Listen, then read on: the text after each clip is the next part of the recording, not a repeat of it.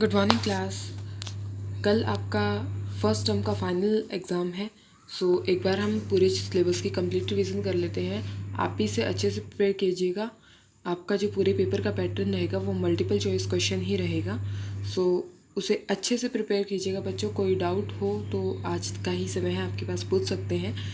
और आपको पूरा लेसन अच्छे से पढ़ना है और साथ में एक्सरसाइज भी आपको बहुत अच्छे से पढ़नी है, क्योंकि क्वेश्चंस आपके लेसन के बीच में से भी आ सकते हैं और एक्सरसाइज में तो खैर आ ही सकते हैं। अच्छे से प्रिपेयर कीजिएगा। आपका फर्स्ट चैप्टर है द वर्ल्ड ऑफ एनिमल्स, यानी कि जो आपके एनिमल्स हैं उनका संसार कैसा है। तो डेफिनेटली फर्स्टली उनके हैबिटेट के ऊपर बेस्ड है, यानी कि वो कहाँ रहते हैं। हैबिटेट होता है एक तरह से उनका एड्रेस, जहाँ पर एनिमल्स रहते हैं। अब कुछ एनिमल्स क्या है, वो जंगल में रहते हैं, फॉरेस्ट में रहते हैं, जैसे लॉयन हो गया, टाइगर हो गया, फॉक्स हो गया, मंकी हो गया, ये सब जंगल में रहते हैं। और जंगल में भी क्या है, कुछ एनिमल्स तो पेड़ों पर रहते हैं जैसे बंदर रहता है, कुछ अपने बिल में रहते हैं जैसे सांप हो गया, और इस टाइप के एनिमल्स जो है आपको फॉरेस्ट में मिलते हैं। नेक्स्ट है डेजर्ट। डेजर्ट में मेनली आपको क्या मिलता है, आपको ऊँट देखने को मिलता है, कैमल जिसको बोलते हैं, कैमल, स्कॉर्पियन, बिच्छू हो गया, ये सब आपको डेजर्ट में देखने को मिलते हैं। यानी कि ऐसा एरिया जहाँ पर बहुत सूखा रहता है, यानी कि पानी नहीं होता, उस जगह पर भी जो एनिमल्स रहते हैं, उस ऐसी हार्श कंडीशन में जो एनिमल्स रहते हैं, उनके बेस पे भी हम इसको कैटेगराइज कर सकते हैं। पोलर रीजन, यानी कि ऐसे एनिमल्स जो पोलर रीजन्स में रहते हैं। पोलर रीजन में कौन से रहते हैं, north pole and south pole. North pole को आर्कटिक बोलते हैं और साउथ पोल को एंटार्क्टिका बोलते हैं। ठीक है, यहाँ पर कौन से एनिमल्स पाए जाते हैं, मेनली यहाँ पर पेंगुइन पाए जाते हैं, पोलर बियर पाया जाता है, सील पाया जाता है, स्नोवी ऑल पाए जाते हैं। एक्चुअली इतनी यहाँ पर बहुत ज़्यादा ठंडा एनवायरनमेंट रहता है, तो इनकी बॉडी पर जो कवरिंग होती है फर, वो इनकी हेल्प करते हैं उस एनवायरनमेंट में स्टेबल रहने के लिए। अब ओशियन में भी रहते हैं कुछ लोग, कुछ एनिमल्स हैं जो समुद्र में रहते हैं, जैसे कि फ़िश हो गई, डॉल्फिन हो गई, वेल हो गई, या फिर डिफरेंट टाइप के स्नेक्स हो गए, अजगर हो गए, या फिर और भी बहुत सारे एनिमल्स हैं जैसे टेडपोल हो गया, ये सब भी पानी में रहते हैं, ओशियन में रहते हैं। ठीक है, फ्रेश वाटर, कुछ एनिमल्स ऐसे होते हैं जो सिर्फ फ्रेश वाटर में रहते हैं, जैसे नदियाँ हो गई, लेक्स हो गई, हमारी रिवर्स हो गई, पॉन्ड्स हो गए। इनमें कौन कौन रहते हैं, फ़िश रहती है, पानी भी तो फ्रेश मछली में ही रहती है, सॉरी फ्रेश मछली जो है वो पानी में रहती है। फ्रॉग हो गया, सैलमेंडर हो गया, टोड हो गया, डक हो गया, ये सब फ्रेश वाटर में रहते हैं। सोन हो गया। यहाँ पर कुछ क्वेश्चन है, ये इनका भी आप आंसर कीजिएगा, अच्छे से पढ़िएगा पूरे चैप्टर को। बॉडी कवरिंग, अलग अलग एनिमल्स की बॉडी कवरिंग अलग अलग होती है, जैसे कुछ फेदर होते हैं, जैसे कि चिड़िया हो गई, इनके ऊपर क्या है, फेदर है। कुछ की बॉडी पर फर होते हैं, जैसे याक हो गया, जो हमारे बियर है, इन सब के ऊपर फर होते हैं। फिर कुछ की बॉडी की कवरिंग क्या होती है, आउटर कवरिंग स्केल्स होती है, जैसे कि हमारे स्नेक हो गया, सांप हो गया, लिजर्ड हो गया, या फिर कुछ स्पेशल टाइप के फिशेस भी होते हैं। अच्छा, इसके अलावा शेल भी होती है कोई बॉडी कवरिंग, जैसे जो कछुआ होता है, टर्टल होता है, आपने देखा हो, स्नेल हो गया, इनकी बॉडी कवरिंग शेल होती है। फिर इन सब की फीडिंग हैबिट्स भी, डिफरेंट एनिमल्स की फीडिंग हैबिट भी डिफरेंट होती हैं। तो फीडिंग हैबिट के बेस पे हमने 3 कैटेगरी में डिवाइड किया है, हर्बीवर, कार्निवर एंड ओमनिवर। हर्बीवर वो एनिमल होते हैं जो सिर्फ पेड़ पौधों से मिली हुई चीज़ खाते हैं, यानी कि प्लांट्स को ही खाते हैं, ऐसे को हर्बीवर बोलते हैं। जैसे कि काऊ होगी, गोट होगी, डियर हो गया, जिराफ हो गया, हर्बीवर है। कार्निवर जो सिर्फ दूसरे एनिमल्स को खाते हैं। ठीक है, जैसे कि लॉयन हो गया, लॉयन हो गया, फॉक्स हो गया, टाइगर हो गया। स्क्वेंजर्स ये एक स्पेशल टाइप के एनिमल्स होते हैं जो हमारे एनवायरनमेंट में डेड बॉडीज़ होती है एनिमल्स की, उनको खाते हैं और हमारे एनवायरनमेंट को क्लीन रखते हैं। ठीक है, वल्चर है ना, वॉल्फ, ये सब इसके एग्जांपल है। ओमनिवर्स जो दोनों खाते हैं, कि प्लांट्स को भी खाएंगे और एनिमल्स को भी खाएंगे, जैसे बियर हो गया, क्रो हो गया, और मैन हो गया, और स्क्वायरल हो गया। नेक्स्ट है breathing organ in animals. Breathing organ है वो भी डिफरेंट एनिमल्स में डिफरेंट होता है। जैसे कि इंसेक्ट है वो स्पाइरिकल्स के थ्रू अपना गैसेस का एक्सचेंज करते हैं, गिल्स के थ्रू। फिश है, क्रैड है, टेडपोल है, ये सब गिल के थ्रू अपनी सांस लेते हैं। और इसके अलावा कुछ एनिमल्स ऐसे होते हैं जो लंग्स के थ्रू भी सांस लेते हैं, जैसे कि रेप्टाइल्स हो गए, मेनली बर्ड्स, मैमल्स, ये सब इसके अंदर अपने ब्रीदिंग ऑर्गन लंग्स के थ्रू सांस लेते हैं। इसके अलावा कुछ एनिमल्स ऐसे होते हैं जिनको एम्फीबियंस बोला जाता है, यानी कि वो अपने लंग्स के थ्रू भी सांस ले सकते हैं, अपने गिल्स के थ्रू भी सांस ले सकते हैं। ठीक है, जैसे फ्रॉग है, ये पानी में भी रह सकता है, ये लैंड पे भी रह सकता है। तो पानी में ये गिल्स के थ्रू सांस लेगा, और जैसे ये लैंड पे आएगा, धरती पे आएगा, तो उस पर ये अपनी लंग्स के थ्रू सांस लेना शुरू कर देगा। मूवमेंट भी डिफरेंट एनिमल में डिफरेंट होती है, जैसे कुछ क्रॉल करते हैं, कुछ अपनी फीट के थ्रू चलते हैं, कुछ बर्ड्स फ्लाई करते हैं, और कुछ टेरेस्ट्रियल एनिमल्स है जो वॉक करते हैं, कुछ जंप करते हैं। So there are different type of movement जो इनके बारे में आप पढ़ चुके हैं। अच्छा, इसके अलावा कुछ फ्लाइटलेस बर्ड होते हैं। फ्लाइटलेस बर्ड क्यों बोलते हैं इन्हें? क्योंकि इनकी बॉडी ज़्यादा हैवी है, यानी कि एक तरह से मोटे हैं, और इनके पंख बेचारे कमज़ोर है, तो ये उड़ नहीं सकते।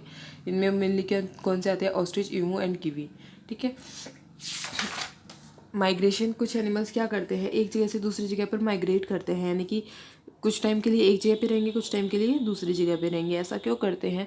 अभी जैसे पोलर रीजन की अगर हम बात करें तो वहाँ पर 6 महीने बहुत ज़्यादा ठंड रहती है, 6 महीने बहुत ज़्यादा गर्मी रहती है। सॉरी, पोलर रीजन नहीं, पोलर रीजन पे तो ऑल टाइम गर्मी ही रहती है। पोलर रीजन पे बहुत ज़्यादा ठंड रहती है, तो वहाँ पर क्या करते हैं कि 6 महीने तो कुछ जो एनिमल्स है उधर रहेंगे। फिर उसके बाद कंडीशन जैसे ही ख़राब होगी तो वो उड़कर दूसरी जगह पर चले जाएंगे, और वहाँ पर कुछ टाइम के लिए रहेंगे, जब तक उनके ओरिजिनल प्लेस पर सिचुएशन वैसी नहीं हो जाती। ठीक है। जैसे कुछ बटरफ्लाइज भी है, जैसे मोनार्क है, ये कनाडा से मेक्सिको माइग्रेट करती है विंटर सीजन में। इसके अलावा आप पूरी एक्सरसाइज अच्छे से करेंगे, जितने भी क्वेश्चंस हैं। सेकंड चैप्टर में क्या है? Reproduction in plants. रिप्रोडक्शन किस टाइप से होता है? रिप्रोडक्शन होता है एक प्लांट से न्यू प्लांट का एक तरह से बनना। ठीक है। और reproduction in plants important not only for them and but only for animals and human being also. Reproduction सिर्फ प्लांट्स में नहीं, ह्यूमन बींग्स और एनिमल्स के भी अंदर होता है। प्लांट्स के अंदर क्या क्या होता है, किसके थ्रू होता है? लीव्स, रूट्स एंड स्टेम, इन सब के थ्रू होता है। ठीक है। अब सीड्स का कैसे होता है? सीड्स के थ्रू जो होता है, एक नया प्लांट जब डेवलप होता है तो उस प्रोसेस को जर्मिनेशन बोला जाता है। किस तरीके से आप इसको कर सकते हो? जैसे आप चनों को भिगो के रख देते हो, तो आप नेक्स्ट से देखते हो कि वो फूले हुए होते हैं, तो वो क्या फॉर्म करते हैं? कोटिलीडोन फील करते हैं। जब इसे उसको कट किया जाता है तो उसके अंदर से क्या निकलता है? उसके अंदर से सीड लीव्स निकलता है, जिसको हम कोटिलीडोन बोलते हैं। ऑन सेपरेटिंग दिस जब इन कोटिलीडोन को सेपरेट किया जाता है तो उसके अंदर से एक बेबी प्लांट निकलता है। जो जर्मिनेशन की प्रोसेस है वो 4 तरीके से होती है।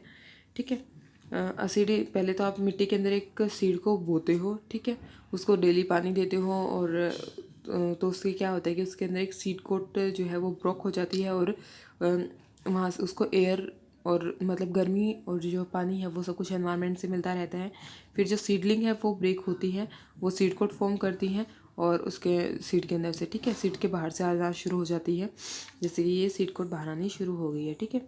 फिर सीडलिंग के अंदर से जो है रूट्स एंड शूट डेवलप होती हैं, और इसके बाद आपका एक न्यू प्लांट फाइनली ग्रो हो जाता है फर्दर। ठीक है। इसके अलावा डिस्पर्जल एजेंट, ये एक ऐसे एजेंट है जो हमारे प्लांट को नुकसान पहुंचाते हैं, एक तरह से उसकी ग्रोथ को रोकते हैं। तो इसमें मेनली क्या क्या आता है? Wind, water, animal and explosion. कुछ प्लांट्स हवा के द्वारा उड़कर एक प्लेस से दूसरे प्लेस पर चले जाते हैं। कुछ प्लांट्स ऐसे होते हैं जो पानी के जो मतलब कुछ बीज ऐसे होते हैं जो पानी के थ्रू एक प्लेस से दूसरे प्लेस पर बह जाते हैं। कुछ एनिमल्स के द्वारा भी उखाड़ दिए जाते हैं, यानी कि आपने बीज बोया तो पक्षी उसको चुग कर लेके, चिड़िया चुग गई खेत, वही वाली सिचुएशन है।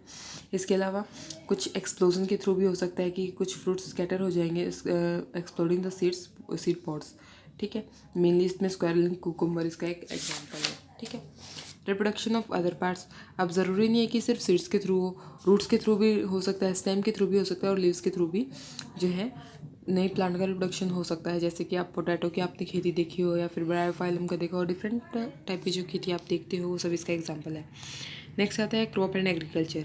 एक्चुअली बहुत बड़े स्केल पर, बहुत ही the practice of growing plants on a large scale for food and other product is called agriculture. खाने के लिए बहुत बड़े एरिया में किसी फसल को उगाना, प्लांट्स को उगाना, उसे बोलते हैं एग्रीकल्चर। जबकि क्रॉप क्या है? एक प्लेस पर बहुत सारी फसल को उगाना इज कॉल्ड क्रॉप। ठीक है। और इस क्रॉप को, सेम प्लांट को उगाना क्रॉप कहलाता है, और ये कौन करता है? फार्मर। ठीक है। फार्मर की हेल्प से ही हो सकता है। अच्छा, अब जब एक क्रॉप को बोया जाता है तो उस टाइम पे हम किन किन चीज़ों का ध्यान रखना है कि हर एक क्रॉप के लिए एक अलग सीजन होता है। जैसे खरीफ की फसल है वो समर में बोई जाती है, और जो रबी की क्रॉप है वो विंटर में बोई जाती है। जो है रबी की क्रॉप है वो विंटर में बोई जाती है। इनको प्रॉपरली पानी देना होता है, इनके अंदर हमें time to time insecticide, pesticide डालना होता है, तभी ये फसल हमारी ग्रो कर सकती है। इसके अलावा आप इसको एक्सरसाइज भी अच्छे से करेंगे। Chapter 3 food health and hygiene, ये भी बहुत इंपॉर्टेंट है। आपकी हेल्थ क्या होती है, एक तरह से आपका फिजिकल और मेंटल दोनों तरीके से स्वस्थ होना आपकी हेल्थ कहलाता है। आप कैसा खाना खाते हो, किस टाइप के न्यूट्रिएंट ले रहे हो, ये आपकी हेल्थ के लिए बहुत ज़्यादा मैटर करता है। अब कौन से न्यूट्रिएंट आपके लिए ज़रूरी है। कार्बोहाइड्रेट ये आपको एनर्जी देते हैं, फैट ये भी आपको एनर्जी देते हैं, प्रोटीन ये बॉडी बिल्डिंग फूड है। आपके जो टीथ है, उन बोन्स है, उनके लिए बहुत ज़्यादा इंपॉर्टेंट होता है। विटामिन एंड मिनरल्स आपकी आंखों के लिए, आपकी ओवरऑल बॉडी के लिए विटामिन एंड मिनरल्स बहुत ज़्यादा इंपॉर्टेंट होते हैं। ग्रीन लीफी वेजिटेबल्स आपको खाने चाहिए। एक्सरसाइज रेगुलर आपको एक्सरसाइज करनी चाहिए ताकि आप फिट रहें, आपकी बोन्स जो है वो स्ट्रॉन्ग रहे, आपका ब्लड सर्कुलेशन अच्छा होता रहे और आपकी बॉडी जो है मसल वो टोन होती रहे। ठीक है। नेक्स्ट है हाइजीन, यानी कि स्वच्छता। आपको अपने आसपास हाइजीन मेंटेन करने की बहुत ज़्यादा इंपॉर्टेंट है, क्योंकि अगर हाइजीन नहीं होगा तो आप बीमार हो जाएंगे, आपके आसपास बीमारियों का घर बन जाएगा और बीमार होते ही फिर आपकी पूरी लाइफ ख़त्म हो जाएगी। ठीक है। सो क्या करना चाहिए आपको, प्रॉपर्ली अपने हैंड वॉश करने चाहिए, दिन में 2 बार ब्रश करना चाहिए, खाना खाने से पहले भी अपने हाथ धोने चाहिए, खाना खाने के बाद भी हाथ धोना चाहिए, एक प्रॉपर टाइम पे आपको सोना चाहिए और अपने नाखूनों को काटते रहना चाहिए, अपनी बॉडी का ध्यान रखना चाहिए। रेस्ट करना बहुत ज़्यादा इंपॉर्टेंट है। अगर आप दिन भर काम करते जा रहे हो, आपकी एनर्जी डाउन हो जाएगी और आप काम नहीं कर पाओगे, इनफैक्ट आपको चक्कर आके गिर जाएंगे। तो प्रॉपर्ली आपकी बॉडी को रेस्ट भी चाहिए।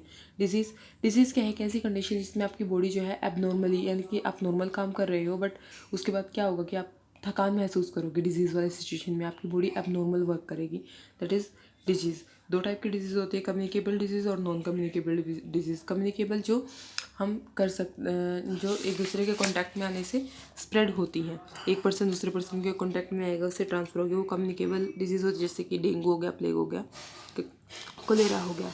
ठीक है। जबकि नॉन कम्युनिकेबल डिजीज़ क्या होती है, वो डिजीज़ जो एक पर्सन से दूसरे पर्सन में ट्रांसफ़र नहीं होती, जैसे कि कैंसर है, स्कर्वी है, रिकेट्स है, ये नॉन कम्युनिकेबल डिजीज़ है। वही आप इसकी भी एक्सरसाइज करेंगे। नेक्स्ट आती है हमारी बॉडी में हमने सेल के बारे में पढ़ा कि हमारी बॉडी सेल से बनी होती है। सेल जब एक जैसे सेल होते हैं तो वो मिलकर टिश्यू फॉर्म करते हैं, और जब ये टिश्यू सारे इकट्ठे एक जैसा काम करने वाले टिश्यू एक जगह इकट्ठे होते हैं तो ऑर्गन फॉर्म होता है, और फिर उससे हमारा ऑर्गन सिस्टम और हम फाइनली ऑर्गेनिज्म सिस्टम पर फॉर्म होता है। स्केलेटल सिस्टम एक रिजिड फ्रेमवर्क होता है बॉडी का, यानी कि आपकी बॉडी का एक ढांचा होता है। ठीक है। जिसके अंदर आपको आपकी सारी बॉडी दिखती है, यानी कि आपकी रिब केज होगी, आपकी स्कल हो गया, बैकबोन हो गया, रिब केज हो गया, लिम्स हो गया। स्कल के अंदर 22 हड्डियाँ होती हैं, 22 बोन्स होती हैं, 8 क्रेनियल बोन होती है, 14 फेशियल बोन होती है, जबकि बैकबोन के अंदर क्या होती हैं 33 इरेगुलरली शेप बोन होती है, जिनको वर्टेब्रेट बोला जाता है। आपकी बॉडी का बैलेंस बनाने में हेल्प करती है। रिब केज 24 बोन्स होती हैं, 12 पेयर्स होते हैं, जिनमें लास्ट के जो आपके ब्रेस्ट बोन से शुरू होकर बैकबोन तक मिलते हैं, लेकिन लास्ट के जो 2 पेयर होते हैं वो सिर्फ बैकबोन से अटैच होते हैं, ब्रेस्ट बोन से अटैच नहीं होते हैं। लिम्स है, 2 टाइप के लिम्स होते हैं, four limbs and hind limbs. सबसे बड़ी जो बोन होती है वो थाई बोन होती है आपकी, जिसको फीमर बोलते हैं। जॉइंट्स आपकी बॉडी में डिफरेंट टाइप के होती है। आपकी बोन्स जहाँ पर इकट्ठी होती है उसे जॉइंट्स कहते हैं, और जब ये बोन्स एक टिश्यू के सारे जब जुड़े होते हैं उसको लिगामेंट बोला जाता है। ठीक है। जहाँ मेनली आपके hinge joint, ball and socket joint, pivot joint और ग्लाइडिंग जॉइंट होती है।